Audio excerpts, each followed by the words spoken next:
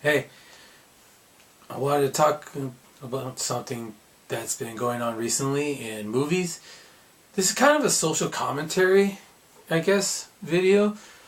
I did a bit of a commentary last video. We got this one. I might do another one later. Man, this might end up being like social commentary month or something like that. But this is about criticism. More specifically, criticism against movies, comics, cartoons, what have you. Now, of course, last month the remake of Ghostbusters came out, and throughout this year, whenever the trailer for the Ghostbusters movie came out, a lot of people hated it. And let's just be honest, there was a lot of hatred towards the trailers because a lot of people were saying that they sucked, that they didn't look good, the effects were horrible. There were some misogynistic comments, but all in all, they were the minority. And unfortunately, the more valid criticisms about this new remake, those were kind of scrubbed from the comments section. Instead, they left the misogynistic and hateful comments to try and make it seem like it was all people who were sexist or misogynist, and that's the reason why they didn't want to see this movie, and that's why they didn't want to see it.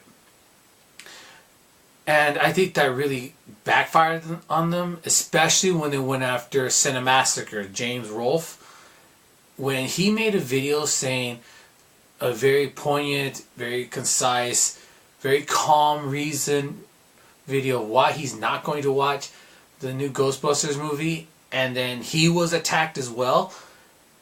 That to me shows that they kind of knew that they had a bad movie on their hands, and instead of doing what a lot of movies do, which I'll get to in a second, they decided to just make any sort of criticism against the movie as sexism, as a shield, and just use sexism as a shield to say, oh, you can't criticize me, or else you're sexist. You can't say you're not going to watch the movie, or else you're sexist, or else you're misogynist. And there are quite a few women who were saying that they weren't going to watch this movie. If you watch YouTube, like Comic Girl 9 had a good video about that. You had Shoe on Head. You had a few other people who were saying that they weren't going to watch this movie. Or they weren't interested in watching this movie because they thought it looked bad. But those sort of things weren't, those people weren't attacked. But when James Rolfe says that he's not going to watch it, he's attacked. And this is something that I think a lot of studios and comic book companies can learn from as what not to do. Because look at the returns from the opening weekend. It made 40 million, 45 million, somewhere around there. And it didn't even come in number one in the box office that week. And it's slowly been, well, not even slowly, it's been falling since then. And at the rate it's going, it's not going to recoup its $140-something million budget, especially not just domestically in the States. It's going to get a larger release. I think it comes out in Japan later this month, and it's going to be showing in other places around the world. But I have a feeling it's not going to recoup its money. And after the opening weekend, it's kind of interesting. You saw some people who thought the movie was going to suck say, see, it's terrible. Nobody went to go watch it. It was not even number one at the box office. It only made $40 million. This movie franchise is done. This being buried. And some people who had a vested interest in it because of the sexism that they saw said, no, this movie is fantastic. Look, it made $40 million and it should have another movie. It should have a sequel. It's like, we won this round. No, we won this round. No, we won this round. It's like, there's no winning in this. What winning is, in my opinion, is getting a good movie that people will like and people want to watch again and again. I mean, that's what was so great about Ghostbusters, is that 30 years later, people still watch it. They still dress up as the characters. They still really like it.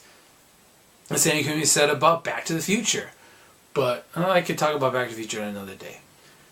So what do I think is something that these sort of studios can do instead of attacking? Well, learn from Marvel. Learn from Disney. Look what happened when these trailers for Fan4Stick, the trailers for Star Wars Episode 7, and even when the news of Heimdall being black in the first Thor movie. There are quite a few people, maybe they were a minority as well, that said a lot of racist things about the black people in those movies, and people were wondering, how can you have a black Johnny Storm and a white Sue Storm? This is madness! But instead of attacking the people who were making these comments, all of these studios let the films stand on their own. They let the movies fail or succeed on their own. They didn't try to use racism as a shield. And I think that's something that Sony could have learned from it. Maybe they didn't want to because they haven't been making a lot of movies that have been, big money makers recently. And so, yeah, there are a lot of comments online. People are going to say stupid things.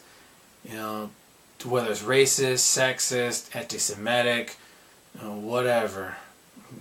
But, what I like the most is when either film studios, comic books, because Marvel and DC have had this happen, is they just let the comic or the film stand on its own. If it's a success, they can reap the benefits from it, get a little money on that, and if it fails, they can just push it aside and try something new. So that's all I gotta say. This one, was kind of short, but yeah, there was no reason to have the attacks on people like James Wolfe, or anyone who said, I don't know if I want to watch this movie. You're just a sexist!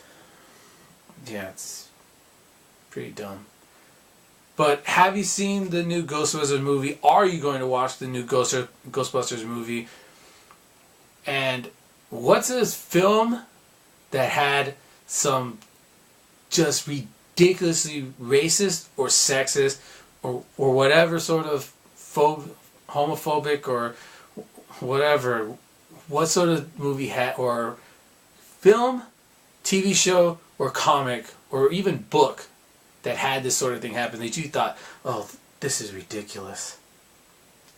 Let me know in the comments. I might have another commentary video up sometime in the next week or so. And until then, take care.